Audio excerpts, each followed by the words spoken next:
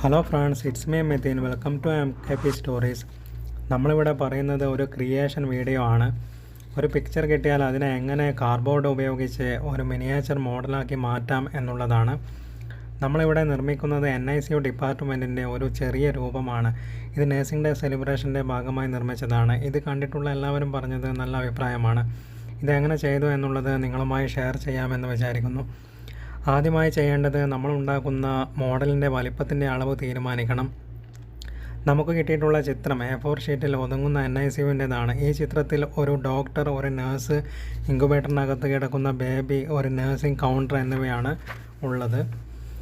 ഇതിൽ ഡോക്ടറിനെയും നേഴ്സിനെയും ബേബിയെയും നിർമ്മിക്കാൻ വേണ്ടി കടയിൽ നിന്നും പാവ കുട്ടികളെ വാങ്ങിച്ചു. പിന്നീട് ചിത്രത്തിൽ കാണുന്നത് പോലെ യൂണിഫോം തയ്ച്ച് പാവയുടെ രൂപമാറ്റം വരുത്തുകയാണ് ചെയ്തത്. അടുത്തതായി മോഡലിൻ്റെ വലിപ്പം നിശ്ചയിച്ചത് ചിത്രത്തിലെ ഡോക്ടറിൻ്റെ ഉയരത്തിൻ്റെ 8 മടങ്ങാണ് നമ്മൾ വാങ്ങിച്ച പാവയുടെ ഉയരം എന്നതാണ്.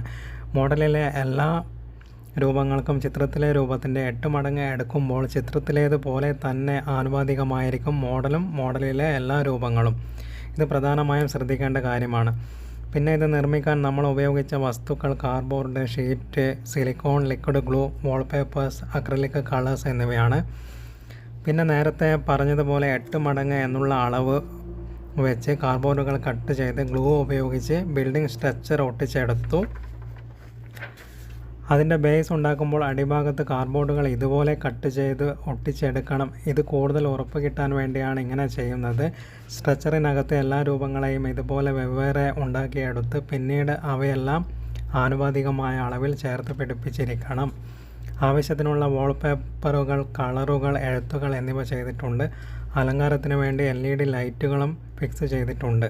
ഇതിൽ കാർഡ്ബോർഡ് റൗണ്ടായി ബെൻഡ് ചെയ്തിട്ടുള്ള നേഴ്സിംഗ് കൗണ്ടർ നിങ്ങൾ ശ്രദ്ധിച്ചിട്ടുണ്ടോ? അത് ചെയ്യുന്നത് കാർഡ്ബോർഡിൻ്റെ ഒരു സൈഡിലെ പാളികൾ ബെൻഡ് ചെയ്യേണ്ടതിൻ്റെ അത്രയും ഭാഗം പൊളിച്ച് മാറ്റുക. അതിനുശേഷം അതേ ഭാഗത്തേക്ക് ബെൻഡ് ചെയ്യുമ്പോൾ ക്ലിയർ റൗണ്ട് ഷേപ്പ് കിട്ടുന്നതായിരിക്കും. അങ്ങനെ നമ്മുടെ NICUവിൻ്റെ മിനിയേച്ചർ മോഡൽ റെഡിയായിരിക്കുന്നു. Thanks for watching my video.